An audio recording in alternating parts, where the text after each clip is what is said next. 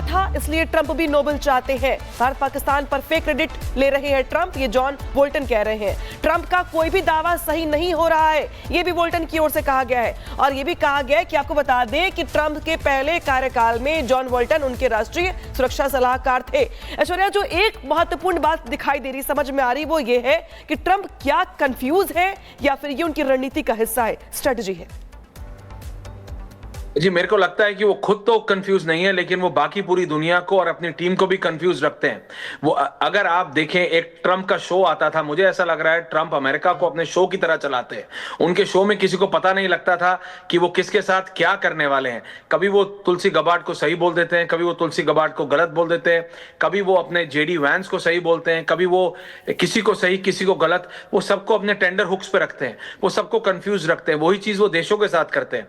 कभी उनके लिए भारत सबसे महत्वपूर्ण हो जाता है, कभी उनके लिए पाकिस्तान ओके हो जाता है। असल में वो अपना पर्सनल फायदा देखते हैं, अमेरिका का फायदा देखते हैं, और इसी के चलते अमेरिका में भी उनकी जो अप्रूवल रेटिंग्स हैं वो गिरी हैं। लेकिन उस सब के बाद आवर इशू इज वो इस समय क्या करने वाले हैं। एनएसए रहे हैं उनके भी, इसका मतलब वो ट्रंप की फंक्शनिंग को जानते हैं। और अगर डोनाल्ड ट्रंप के फॉर्मर एनएसए राष्ट्रीय सुरक्षा सलाहकार, जिसका कंटेम्प्रेरी हिंदुस्तान में अजीत डोवाल है, अगर इतने सीनियर व्यक्ति ये कहते हैं कि ट्रंप को इसलिए चाहिए क्योंकि ओबामा को मिला था और इनको देने वाला कोई नहीं है, it tells a lot about the mental situation of Donald Trump, कि उनके दिमाग में क्या चल रहा है। वो एक तरफ दुनिया में शांति चाहते हैं, इसीलिए अब हमें समझ आ रहा है वो हर समय भारत पाकिस्तान के बीच भी, जब हम पाकिस्तान को मार रहे थे, जब हम पाकिस्तान को नाको चने चबा रहे थे, तब क्यों डोनाल्ड ट्रंप इतने उतावले थे। और आपके पास डिफेंस एनालिस्ट हैं, अगर आप उनसे पूछना चाहें, वो इसलिए इतने उतावले थे क्योंकि वो चाहते हैं कि भारत पाकिस्तान के बीच अगर वो शांति समझौता कराने का श्रेय ले लेंगे तो ये नोबेल पीस कमेटी को मजबूरन सोचना पड़ेगा कि यार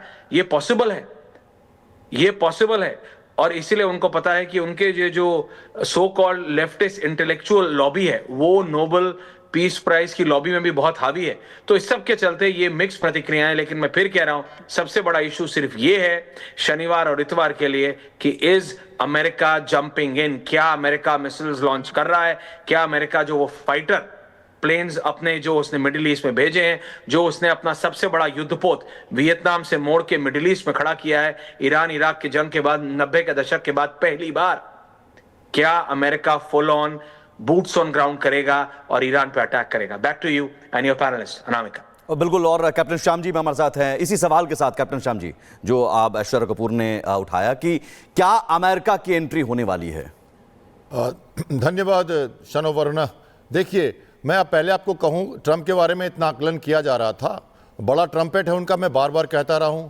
कभी भी वो किसी गवर्नेंस के पोस्ट पे नहीं रहे अमेरिका के, और सेना से भी उनकी कोई पोस्टिंग नहीं रही, सेना से भी नहीं है। पहले प्रेसिडेंट है रेयर जो इस बैकग्राउंड से आते हैं, नंबर 1। तो बिजनेसमैन है, ये सबको ख्याल रखना चाहिए। इसलिए वो इस तरह की बातें सोशल मीडिया पे वॉरफेयर करते रहते हैं और सबको कंफ्यूज रखते हैं। अगर एक छोटे से 2 लाइन में कहूँ तो वो विश्व को बिना कूदे हुए घायल कर देते हैं, कई देशों को बिना कूदे हुए घायल कर देते हैं, और इसीलिए चुपचाप कई देशों के लोग उनके कायल होते हैं। ये ऐसा तरीका है उनका। 5 सालों तक उन्होंने कभी बूट्स ऑन ग्राउंड नहीं किया, और अब ये जो कह रहे हैं मसीहा की बात, इसको ध्यान से सुनिए मेरा कंक्लूजन। वो क्यों कह रहे हैं अभी? क्योंकि वो एक तरह से मसीहा की बात कर रहे हैं, नोबेल प्राइज की बात कर रहे हैं, लंबा लंबा उन्होंने ट्विटर पे डाल दिया। मैसेज क्या है कि मैं वियतनाम में भी ये करने वाला हूं, कर सकता हूं, कैप्टन श्याम ये कह रहे हैं वो। जी, एसपी सिन्हा सर, मैं आपके पास आ रही हूं। क्या यही वो वजह है कि जब ट्रंप की ओर से भारत पाकिस्तान के बीच सीज फायर का राग अलापा जा रहा था, ये ऑब्सेशन है नोबेल पुरस्कार को लेके, जिसको लेके ट्रंप जो है अब जो बोल रहे हैं, इसके पीछे की रणनीति, जो पीछे का बैकग्राउंड था, वो तभी सामने आ गया था जब वो सीज फायर का राग बार बार अलापा कि मैंने युद्ध रुकवाया, मैंने युद्ध रुकवाया। एक बात तो यहां पर ये, और दूसरा यहां पर कि अमेरिका जंग में कूदेगा या नहीं, ये अभी भी सवाल बना हुआ है। इस पर आपका जवाब। 2 प्रश्न है, मुझे 1.5 से 2 मिनट चाहिए। पहला, मेरे को लगता है I been a senior group testing officer in 19 SSB Allahabad, और मेरा ये रिस्पॉन्सिबिलिटी था कि जो पोटेंशियल ऑफिसर्स बनेंगे उनको सेलेक्ट करना, और मैं 2 साल वहाँ नौकरी किया हूँ, तो ये मेरे को नॉलेज है। मुझे लगता है उनकी साइकोलॉजी है, जो मानसिक स्थिति है, वो क्रेडिट स्टील करना चाहते हैं, लाइमलाइट में रहना चाहते हैं। वो चाहते हैं कि वर्ल्ड अप्रिशिएट करे कि वाह मिस्टर ट्रंप, वाह मिस्टर ट्रंप। ये वाहवाही लेने की जो भूख है वो उनको कंपेल करती है, जिस चीज़ में उनका योगदान कुछ भी नहीं है।